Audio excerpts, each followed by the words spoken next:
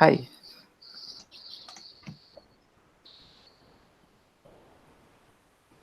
Hello, everyone. Welcome to Oppia's second social meet. Today's social meet, we'll be covering stacked PRs first. Brian will be talking about this. And then we'll have a presentation on reviewing PRs by Sean. Sandeep is going to be helping us with the slides. Also, uh, we'll have a question and answer session at the end. So if you have any questions regarding the session, you can leave your questions at the Slido link. Sandeep, next slide, please. This is the link, or you can use this event code. I've added the link in the video description on YouTube, so you can use that. You can also use the Hangouts chat. The YouTube chat on the side to post any questions you have. Next slide, please, Sandeep.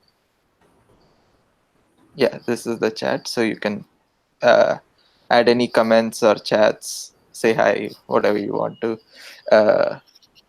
Over to Brian, who will be talking about stacked PRs. All right, thanks a lot. Okay, so I'd like to spend some time today talking about what stacked PRs, why they're helpful, and how we can write them. So to start off, I'd like to explain what exactly stacked PRs are. So pretty much stacked PRs is the idea of splitting up the code that you need to write for a project into independent or not independent actually, dependent pull requests into small chunks so that we can and I'll explain why later. I think the best way to start explaining it is by showing an example, since it's kind of hard to conceptualize without one. Next slide, please, Cindy. So we're going to start by explaining how we might, or what a PR might look like for a stack PR called for feature X. So for example, when we start off for feature X, we might want to start by introducing the backend models. We're going to assume here that feature X is a full stack model, a full stack project that will eventually have like a front end, UX, all this stuff. So the first thing that we might want to start with for this feature X is backend models. So what we would do for backend models here is introduce a single PR, for example, for a model we'll call A. And this model will have tests, will have validators, etc. And can we go to the next slide too, please? And following that, we might introduce services and tests for those models. Now notice that this is going to be a separate PR, even though they are dependent. For example, the services work on the models, but we want to do it separately because we can, and because we should, and I'll explain why later. So the services can be done separately because the services are kind of a layer on top of the models. So while the models will hold all the data, we don't actually have to write the services at the same time. We can kind of make sure that the service, or we can make sure that the models are correct before writing the services and getting all that logicked out. Next slide, please.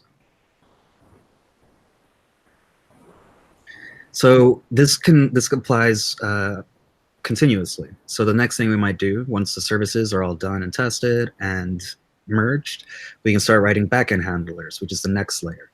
Those will interface between the front end and the back end. And notice that all of the things that I've already said can be broken up even more. For example, we might want to create services that make it easier for the handler to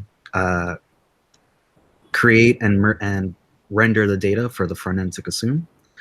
And in the services, we might want to create one service for each model or something like that. Then for the front end, we can start writing domain objects, which will be easier to do now that we have the backend models in our heads, in the code, and they have been already thoroughly reviewed. Note that some things can be done concurrently or at the same time. So, for example, once the backend model is in, we can start writing the front end domain objects because we want them to be the same. Otherwise, there's because that's kind of the point for domain objects. We want them to reflect what the backend stored.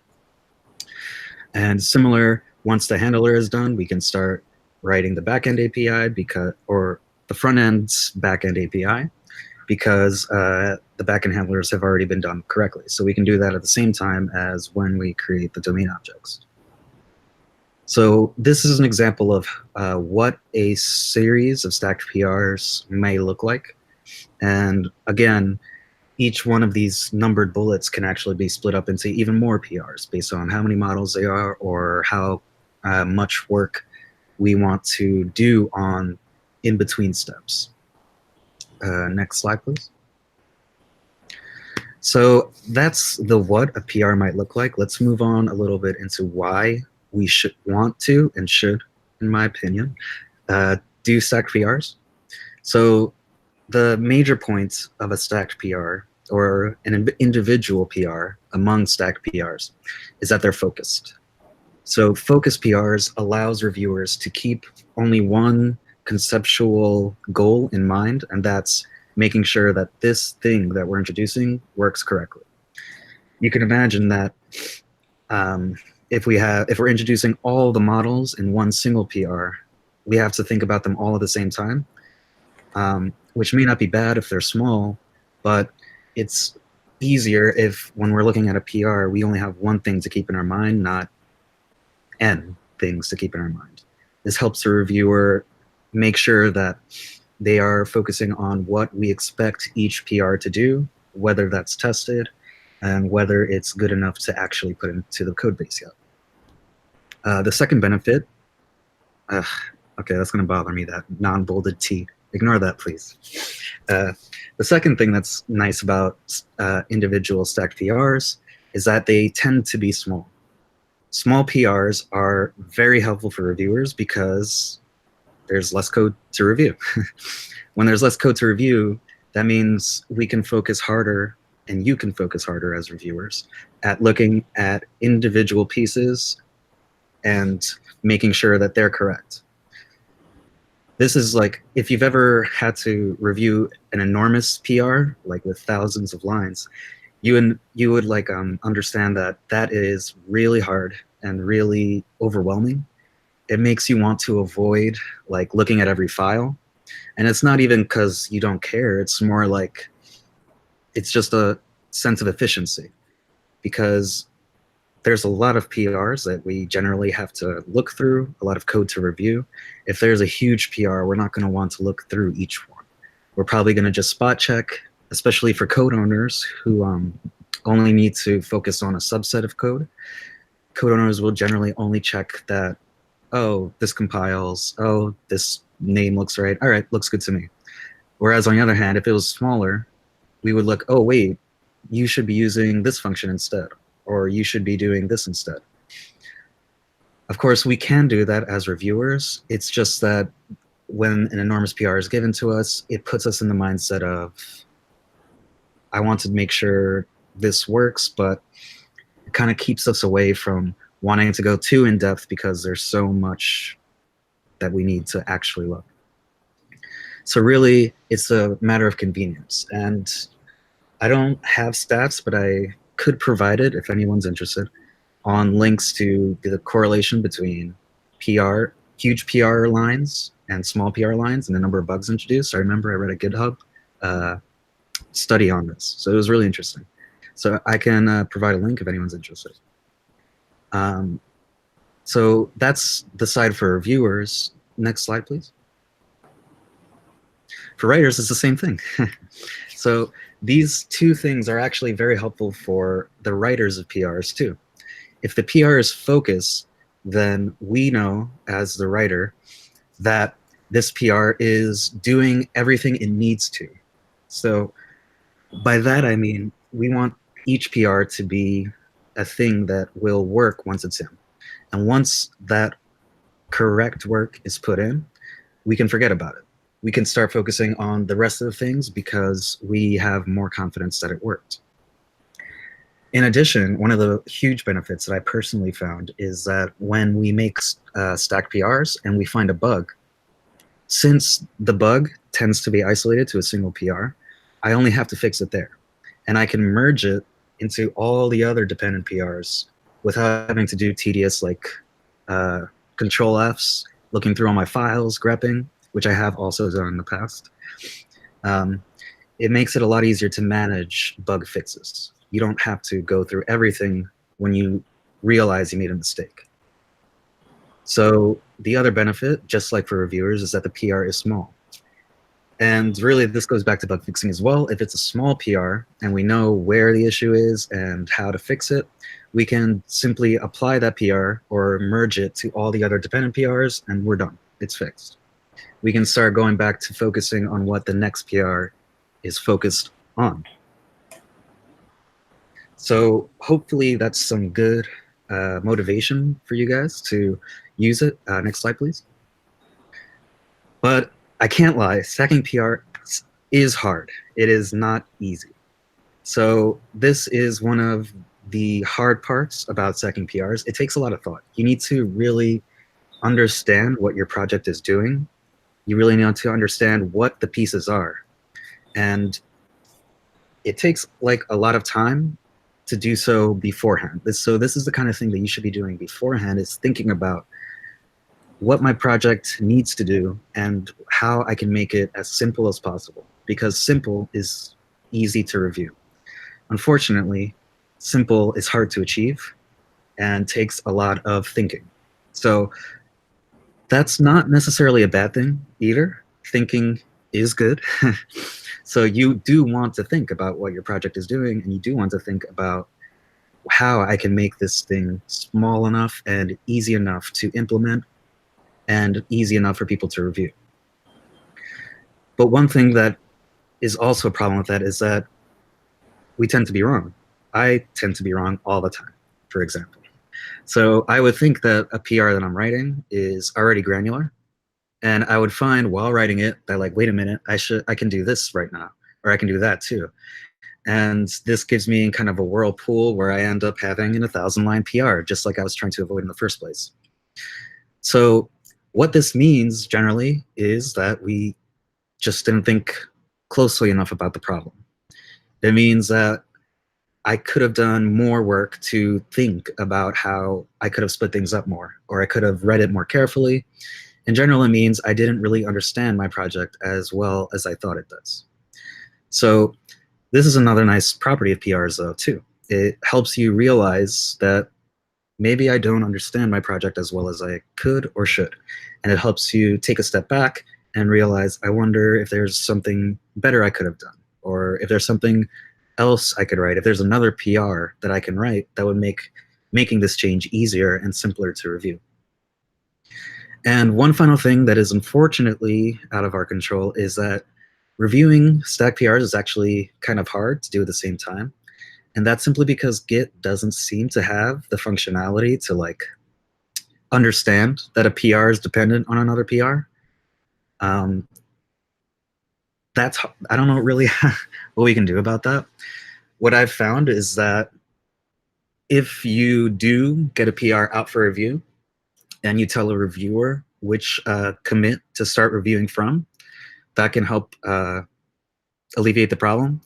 The issue with that is if you do find a bug in the PR and you have to merge again, that all goes away. I found that the changes inevitably get mixed in with your PR. So that's something that really comes down to luck. If you do implement a dependent PR well and no bugs ever come up, yay. But if they do come up, then your future PRs do become harder to review if they're already out. Sometimes this means you have no choice but to wait. But if you choose to set up PRs that are truly independent, truly have nothing to do with each other, this problem can be mitigated. But then again, like I already said, sometimes we make mistakes, sometimes this isn't true, and sometimes we really can break it up better. Unfortunately, this is just one of the issues with stacked PRs at the beginning. Honestly, I'm kind of upset that Git doesn't have this functionality. I know there are like issues asking Git to implement like this feature, and hopefully it comes. But until then, I will admit that it's hard for PRs to go out at the same time. Next slide, please. So, in the end, is it worthwhile? Definitely yes. The benefits, in my opinion, completely overwhelm the problems with writing stacked PRs. It helps you understand your project. It helps reviewers focus on what's actually being implemented in one small piece at a time. It helps you do the same.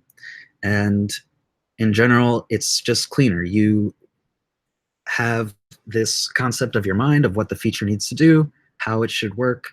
And in general, when you have a great design, when you have a clear structure, it gets reflected perfectly by your stacked PRs.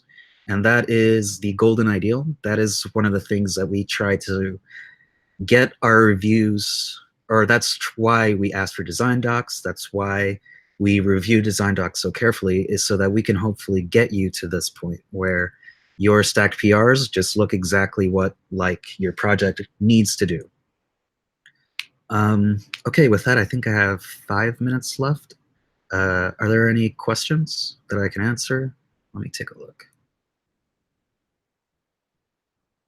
I don't see any. Okay. Well, I guess that's all I had for stacked PRs. If you have any questions, just shout them out and then I'll answer. But yeah, that's it. I guess I'll hand it back to you guys. Thank you, Brian. Yes, if you have any questions, feel free to leave it in the chat or add it to the Slido link. Either way, we'll take the question up. Now over to Sean to talk about how to review PRs. Okay, hello. So this talk comes by popular demand because we have also been talking for a little bit about having a training program for reviewers. But it's now been, I think, 4 months since that idea was first proposed and we haven't set it up yet. So maybe this is the crash course in how to review PR as well. So firstly, let me point you to the sidebar of the GitHub wiki. If you scroll all the way down to the docs and pages which you may never have read, you'll see a section there called playbooks. And next slide, please. You will find that under first bullet point of playbooks, there's a link to instructions for reviewers. So if you click that link, you'll go to the next page, which will give you a list of tips for reviewers, and it gives you all the GitHub commands as well for how to check out someone else's branch and how to look at it, and a handy aid memoir so that you can remember what sort of thing you're looking for. So if you have time and you're reviewing stuff, I suggest taking a look at that. It should be reasonably clear, and feel free to ask us if you think it's missing stuff or if you're not sure about anything, because we want the review process to be smooth, and it's good for anyone who's coding to actually practice the art of reviewing as well, because then they see what it looks like when another reviewer looks at their code in the future. Okay, so the next slide. So what I'm going to do in this short talk is to give you some thoughts on how I review PRs and some thoughts on reviewing PRs in general, in the hope that they may be useful to get a sense of what reviewers might be looking for and how to also do reviews of other people's PRs in the future. So the main rule of reviewing PRs, I thought a bit about this because there's a lot of things that one needs to consider. And I actually think the most important one is, next slide, is to be quick. And what I mean by this is, I don't mean rushing the review itself. I mean, definitely feel free to take the time and understand what's going on in the PR and think about it carefully and so on. But what I do mean is start quickly. And the reason for this can be seen in the next slide. If you look about, if you look at this slide represents a schematic illustration of someone submitting a PR and then waiting until you, the reviewer, takes a look at their work. The red parts illustrate cases where people aren't working on their own task that they need to complete. And the blue parts represent cases where people are working productively on their task. And you'll see that often the coder is waiting quite a bit for the reviewer to come and take a look at their PR. Now, sometimes this can be mitigated by things like stacked PRs. Maybe the coder can be working on the second part of the PR while waiting for the first review. But ultimately, it's kind of important for the coder to know that they have a good baseline to start from. So, for example, even if they're doing a stacked PR, it would be good if the first PR gets merged and approved so that they know that they're going in the correct direction. And then the other thing I want to mention is that the amount of work that you do as a reviewer doesn't actually change. The only thing that changes is where it is. So if you look at the next slide, for example, which shows a much shorter review cycle, you'll see that you as the reviewer actually have pretty much the same amount of time to do your stuff in. The only result of the delay is that the person who's coding doesn't get enough feedback in time and has a longer idle period, as it were.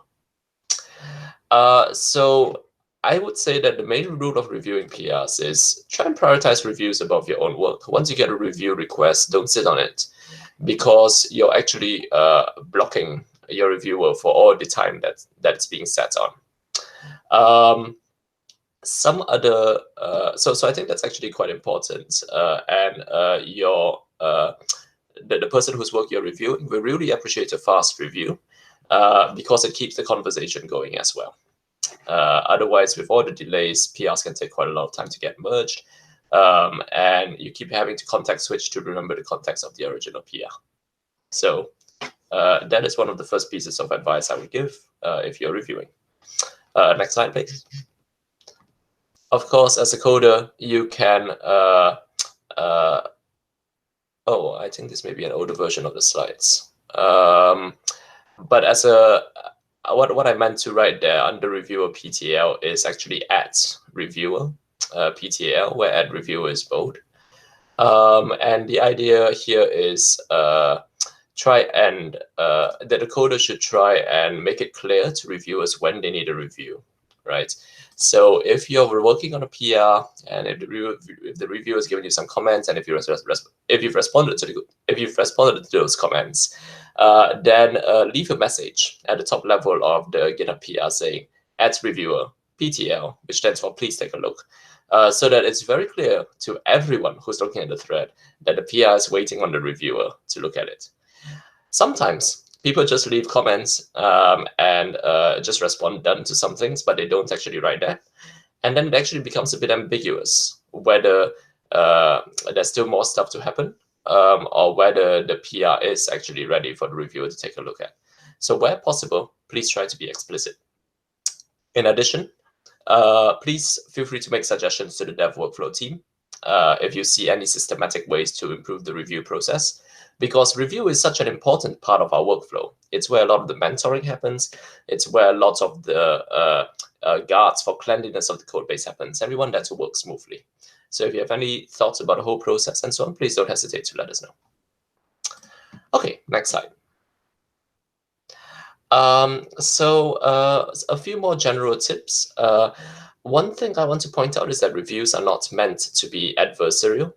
Reviews are actually our primary form of mentoring, especially for the software developer community in Oppia. And so a good review has to be, communicated clearly. So try to be as clear as possible when you're reviewing about what the issue is, and if possible, what the suggested remediation is. So that's what be clear means. In terms of being kind, please remember that the people who are trying to make PRs are doing the best they can. And sometimes they just don't know some of the usual tricks of the trade or the way to develop in open source. And you can sometimes offer meta level advice, like, make sure to test your PR fully before you submit. that's good. And in fact, it's a development practice that it can use for PRs in the future. But please make sure to be kind and remember that as a human being on the other end of your comments, and that reviewing is meant to be more a mentoring process, and not one where you demonstrate superiority as a reviewer. Also, a couple of other things. It's a good idea to suggest alternatives where you can, or where they're not obvious. So if it's genuinely a tricky design problem, then passing it back to the coder may not always directly help. If you have ideas for alternatives, feel free to suggest them. However, this is optional because ultimately the impetus is on the coder to find a good solution for it. But if you have ideas, definitely write them down. In addition, be aware that it's okay to ask questions. Sometimes in my reviews, I actually spend a fair amount of time asking, why do we need this? What's going on here? Can you explain this part? And so on. The need for the reviewer to ask questions is sometimes to just clarify the scope of the PR and to make sure that it's a good thing for the code base as a whole. Sometimes it's also because the PR is unclear. And I'll get to that a little bit later. What do you do when you see a PR which has like lots of code? It's probably correct, but you don't really know why. How do you handle things like that? So we'll talk a little bit about that in the specific tips, which I'm coming up to now. So in terms of specific steps, here's roughly what I look at when I'm reviewing PRs, and it comes in 5 steps, more or less.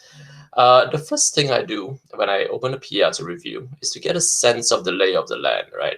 What problem is this PR trying to solve? Do the changes in the PR match the description?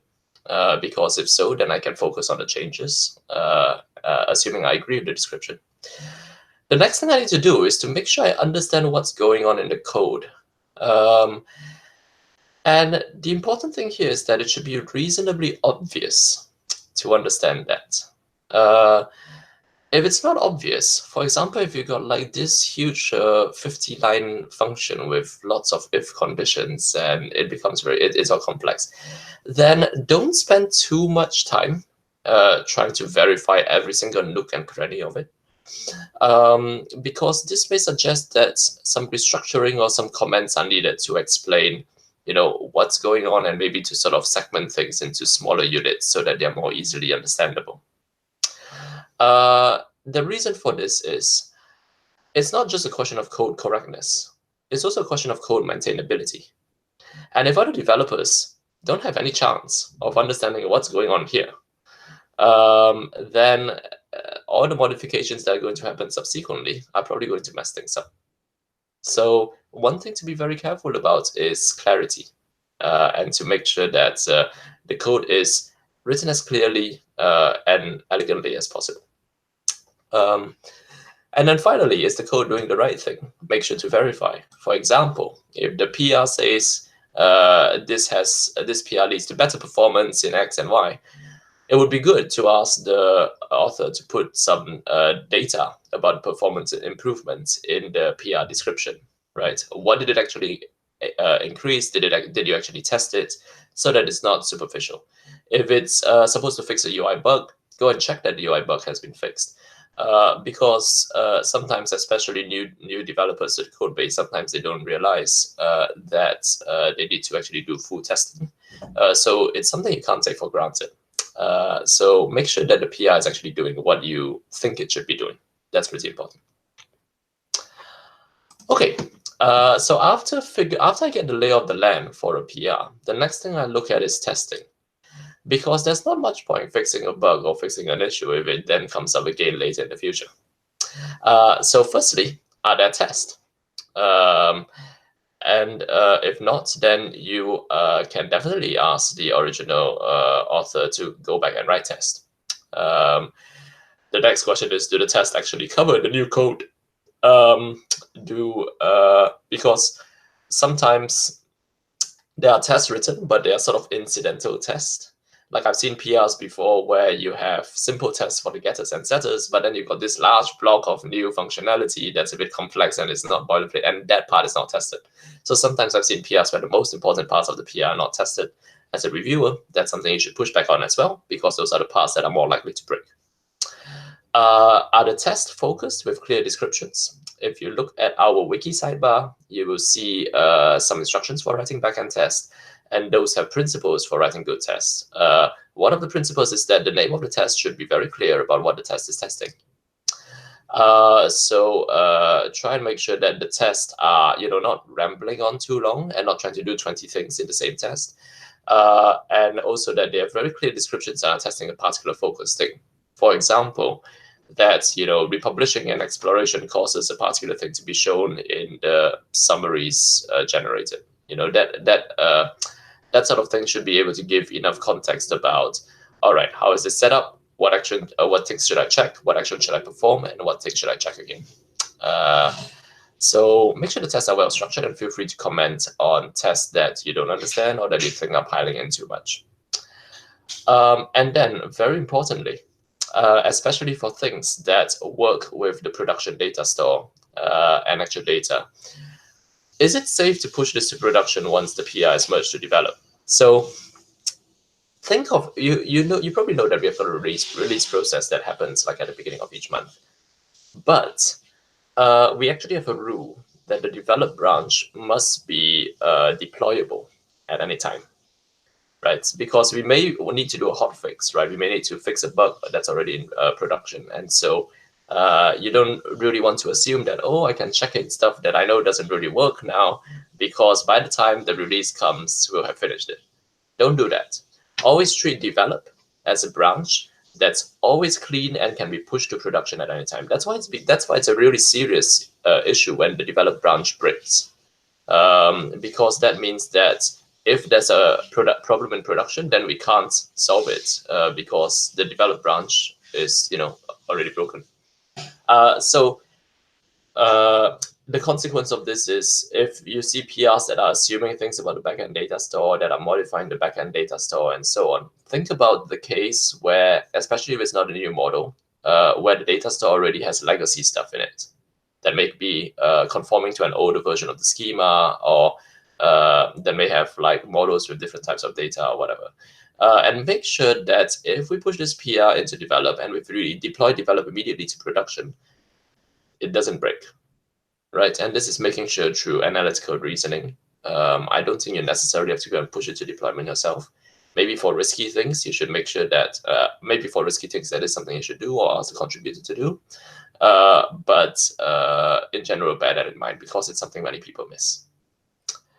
Okay, so after tests, the next thing I look at is sort of the high-level outline of the code in terms of technical design.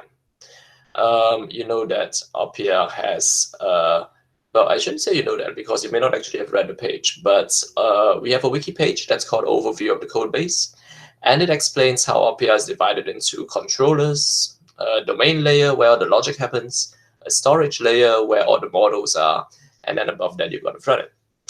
And it's important to make sure that the changes are happening in the right places. So the controllers are supposed to be just this thin layer between the front end and the logic layer. If you have a lot of stuff going on in the controller, then probably it's in the wrong place. And then the storage layer, similarly, is supposed to be this very thin adapter between the logic layer and the models. And so a lot of the code that you write should probably be in the logic layer. If you find yourself propagating a lot of stuff all the way through the stack, so for example, if you're adding an argument, a second argument to a function all the way down through the call chain, and it's only used at the very end, then maybe there's another way to design that doesn't involve modifying so much of the stack. So that's all the things I look for when I look at technical design. Are the changes happening in the right layers or the right files? And try and give design suggestions for that. Now, I think that's one of those things that really is best learned by experience. So I don't have a lot of concrete tips for this. But I do have two specific things. The first one is I'm very sensitive to repetition and copy pasting, because copy pasting means that you have twice as much code to maintain, and also that if you subsequently make changes to one copy of that code, the developer may not even know that the other copy of the code exists. So there's a principle in programming called DRY, D-R-Y, which stands for don't repeat yourself. And don't repeat yourself has been described to me as possibly the most important principle in programming. So I think it's something that's worth bearing in mind. If you see repetition, try and point that out and suggest that the coder remove it, because repetition is bad for maintenance and it leads to more bugs. And then secondly, YAGNI. YAGNI stands for you ain't gonna need it. And it applies to cases where people are adding this possible extra flag or extra argument or some extra functions and so on that they think they may need to use in the future, but don't actually have a use now. And the general advice I've heard is that if that's the case, then wait to the future and put those things in when you need it. Because code that is not actually being used has a tendency to start rotting and getting stale. And in addition, still, it becomes a maintenance burden that needs to be updated as the code continues to evolve. So where you can, try not to introduce extraneous code and make sure that the people whose PRs you're reviewing are not doing that either. Okay, step 4. Once I've looked at the technical design, the next thing I look at is the user experience. In particular, if a change affects the experience of a user, whether a learner or a creator, I would want to check out the PR locally and actually poke at it a little bit. If you find that the behavior is unintuitive, if you feel like as a creator you won't actually know what to do without the coder patting you on the shoulder and telling you, hey, click here, then click here, then click here, because our users won't have that. So if you're not sure, if you don't know what to do just off the bat, then please mention that in the PR, because that's actually an issue, right? It's not a technical bug, but it still means that the people who we are writing this for cannot use it. So being able to give the author of the PR some understanding of what another person sees when they look at the UX or UI that the author has written, that's actually really helpful. Because often when we try to code our own feature, we are really deep into the feature, right? We know how it works, we know everything that because we made it. But what really matters is what happens when someone else comes who hasn't seen it before and tries to use it, right? And then may point to a need for more onboarding or something more intuitive and so on. So that's really important, because remember, you're designing for people. You're not designing for like bots to create and learn. You're actually designing for humans. So this must pass the works for humans test. And then in addition, I want to make a call out to the Oppia QA team. If you're introducing any new functional capabilities, and by that I mean any new behaviors, like for example, you're adding functionality for people to submit written translations to explorations, please loop in Oppia/QA team so that they can include that in the release testing, make sure there's enough end-to-end test, and make sure that basically this nice feature doesn't break in the future. So this is something that really the author or the reviewer should do. Ideally, the author does it, but if you as a reviewer think that this needs to be flagged, then please go ahead and flag it. More communication is definitely better. Okay, and the last step, step 5, style. So style of all these things is probably actually the least important. It's still important because we want our code base to be clean and so on, but it's of course more important that the overall technical architecture and user experience works and that things don't break in the future. Now, one of the things that the dev workflow team has been doing, kudos to them, is to improve the linter so that the reviewer's load is, the reviewer doesn't have to do so much nitpicking on 2 spaces above each class and like unused error, the unused argument name error and so on. So the linter should be catching most of the style issues. But if you do see style issues that are not being caught by the linter, then feel free to flag them and flag the dev workflow team as well so that they can fix that, so that you never have to comment on them again. However, there are some style issues that really require a reviewer to take a look. The most common ones are probably unnecessary comments. So you shouldn't have comments along the lines of, I don't know, retrieves an instance of model X from data store, and then the very next line is get model X from data store as a function call, right? So comments shouldn't just like reiterate what the line of code is doing. The place where comments are needed is where you need to explain why you're doing something, right? Why are we making this optimization? Maybe it's to improve some cache issue. But give that context. And actually, as an author, when a reviewer asks you a question like that, consider not just giving the context in the response to the review, but if you think it's going to be useful for future developers, add it as a comment in the code. That's why comments are really helpful to try and explain what's going on through the author's mind for the benefit of a future developer reading the code. And then the second thing to look out for is grammar and spelling mistakes, because that just sort of like getting rid of those makes things easier to read.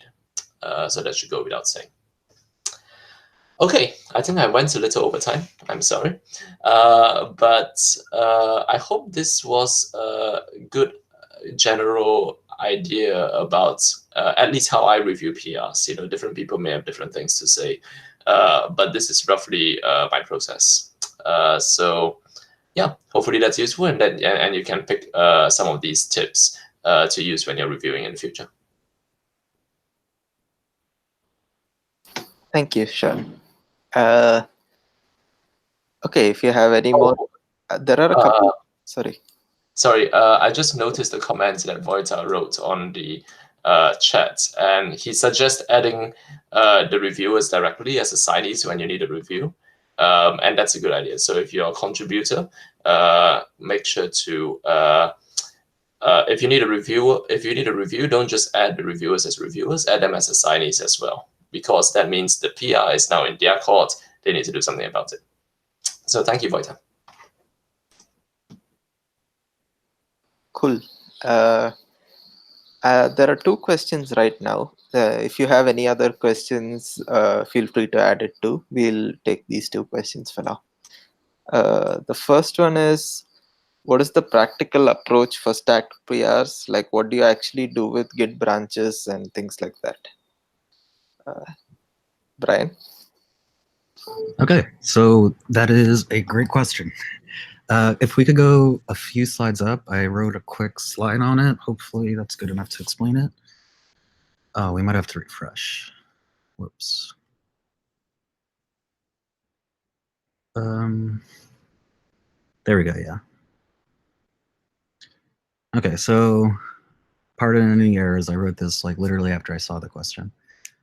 So the thing that's important about Git branches that we as developers should know, if you don't know, that's okay, I'm going to teach you right now, is that Git branches are part of a tree, which is why it's called a branch.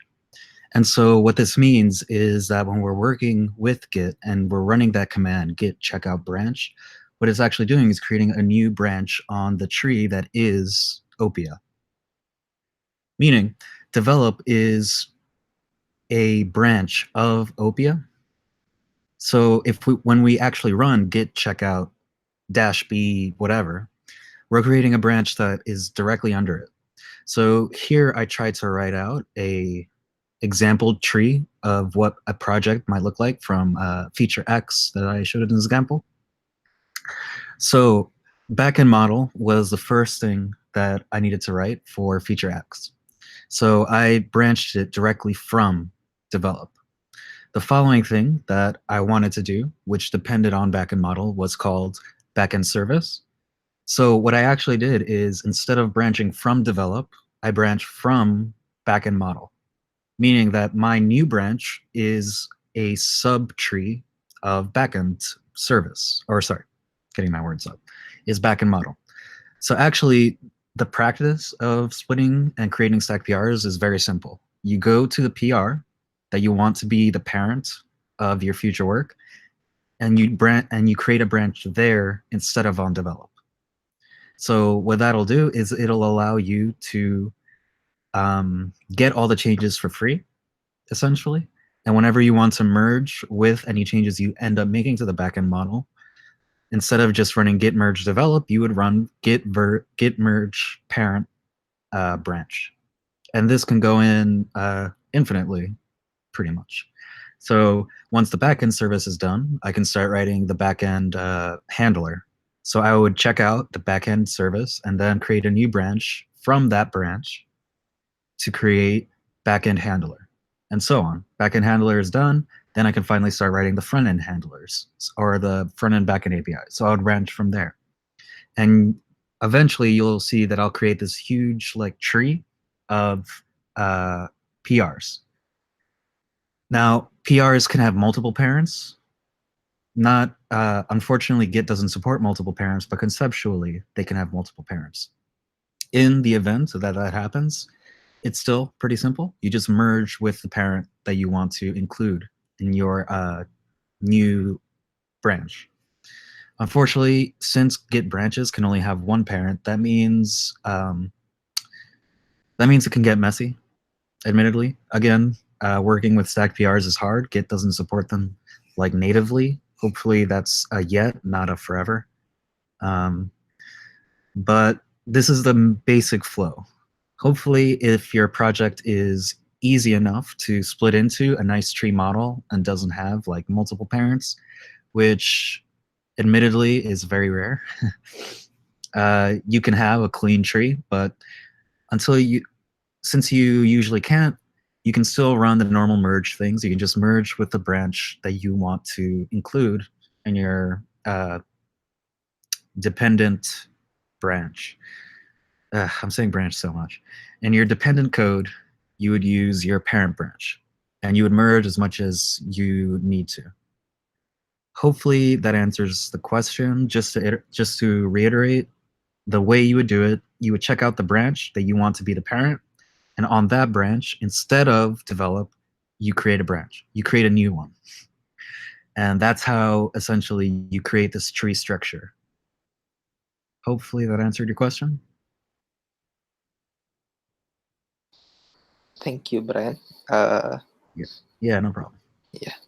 The second question we have is, suppose a PR took more time to review and other tasks of the milestone didn't get completed due to the review time of the PR. So will the milestone be failed? I think this is a very GSOC specific question, but we can still take it. Yeah. Yep. So for those of you who are looking at this in the future and wondering what on earth milestones are, this is because we are participating in a program called Google Summer of Code, and that has 3 milestones. And the question relates to the work not being done for a particular milestone by the milestone deadline. So the answer to the question is basically yes. The milestone would be failed if all the deliverables for the milestone are not in develop and tested and so on by the deadline. And the reason for this is that through past experience, we found that we actually need to have clean and very clear rules for the success and the failure of milestones so that they can be evaluated objectively. And so the basic criterion that we have for this is that all things that need to be delivered by the milestone deadline should be delivered by the milestone deadline, which is the very natural criterion. However, there are various ways to mitigate this problem that you're mentioning. And there are at least 3 that I can think of. And so hopefully these will help. The first is if you can try and bias things towards starting things a bit earlier, because you do need to leave time in the PR review cycle. And many of you already have experience of what it's like contributing to the project, and you know there's a review cycle. So make sure to account for that in your planning. You'll also find, by the way, that if you're doing something repetitive or doing something, if many of your PRs have a similar characteristic, then hopefully as you get better at doing PRs, subsequent PRs will be more likely to get an LGTM on the first go. But if things take longer than expected, then you have a couple of choices. The first choice is you could try to work on multiple branches. So it's not necessarily true that you're completely stuck because a particular PR of yours is in review. In fact, if possible, try and structure your work so that you have 2 tasks that are open at any one time. Then when one task is in review, you can start working on the other one. The main thing here, though, is to make sure that you're good at switching branches and that you don't mix up your changes in the 2 branches. If you have trouble with that, feel free to ask your mentor for help. The second, and actually the most important mechanism, is escalation. So if your PR is taking too long to review, make sure to point that out to your mentor or even to the org admins as soon as possible so that we can fix that, because that absolutely is an issue. In particular, if you're finding that you don't have anything to do for like 24 hours or whatever, because everything is in review and blocked on other people, that's actually a really serious issue, especially given the limited time we have for GSOC, and you should escalate.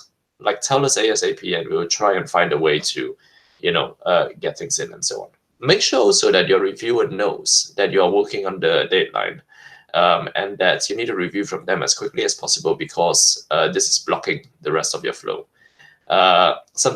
This actually helps reviewers figure out the priority in which to handle the review request they get. So if you can be concrete about when you need this thing to be in by, then that will help. That will help them get to you as soon as possible. So I hope these help. Does that answer your question? I guess I don't know who asked the question, but if you're not sure, if you need any more clarification on that, don't hesitate to ask us. Just adding on one point, so we have primary reviewers as well as code owners, so it's very likely that you'll end up getting an approval from your primary reviewer and then get stuck on a code owner approval. So you feel free to do the escalation or the pinging in both the situations. We suggest that you escalate. Don't take more than 24 hours to escalate. Probably around 24 hours is a reasonable time frame. You may want to agree with your mentor how long PR should be staying in review, but I think that's probably roughly the ballpark. Okay, we have a follow-up question. I'm not sure if it's a follow-up or a separate question. So if a parent branch contains XYZ change and the child branch adds a new change A to the PR, so that, the child branch adds a new change A, then the PR for the child branch will have all the changes X, Y, Z, and A, right? Brian? Right. So for this is what I was touching upon when the Git support for branches is kind of hard. The solution that I usually turn to for that is I give the reviewer the the commit at which the branch happened. So for example, there is a commit, usually the initial commit, that happens when you create the branch. So everything before that, which includes XYZ, like you described, will pretty much fall away. So if you ask your reviewer, okay, please start from commit ABBB or whatever code it is, then all XYZ changes will not appear in the actual review. So your feature A will be the only feature that will be shown. Unfortunately, this doesn't always happen, especially if later you have to merge a fix from the parent PR. Unfortunately, I haven't yet found a nice way to get past that problem, which is why I said it usually just comes down to luck if you need to create a fix or for your parent PR. But at the very least, you can wait to introduce any changes you might need to, if you're lucky, before merging your parent PR back in. But at least at initial review time, you can avoid that issue, and that's just by giving the reviewer the commit number. To be clear, the way this works is there's like a little drop down in Git reviews. I guess I can't show it right now, but you can trust me on it. There's a little drop down where it lets you select which commit to start reviewing from, and that's how essentially we throw away XYZ and allows us to focus on A. Yeah. Cool. Thank you. Any other questions? We'll probably wait for a minute for any more questions.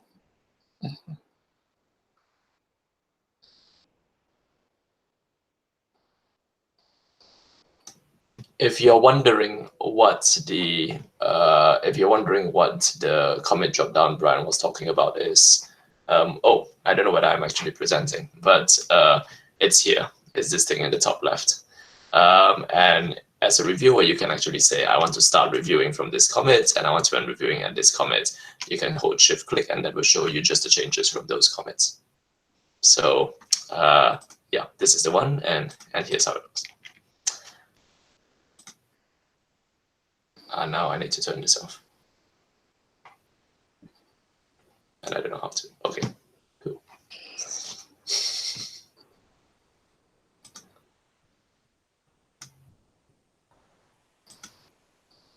Cool. Any last questions? Or if not, thank you all for joining. One thing, I guess, is since we're sharing the slides, I did add coloring and example commands on how to set up branches for the person who asked how to actually do it. So please take a look at it if you want to get a better understanding of how to do it. Hopefully the colors help. But yeah, sorry. Good. Thanks. Okay then. Finally, Sandeep, next slide, please. Yeah, so we have a feedback form. I have linked it in the description of the video. I'll also add it to the chat. Please fill this feedback form with your feedback for this session and what you would like to see in the upcoming social meets. Thank you all for attending.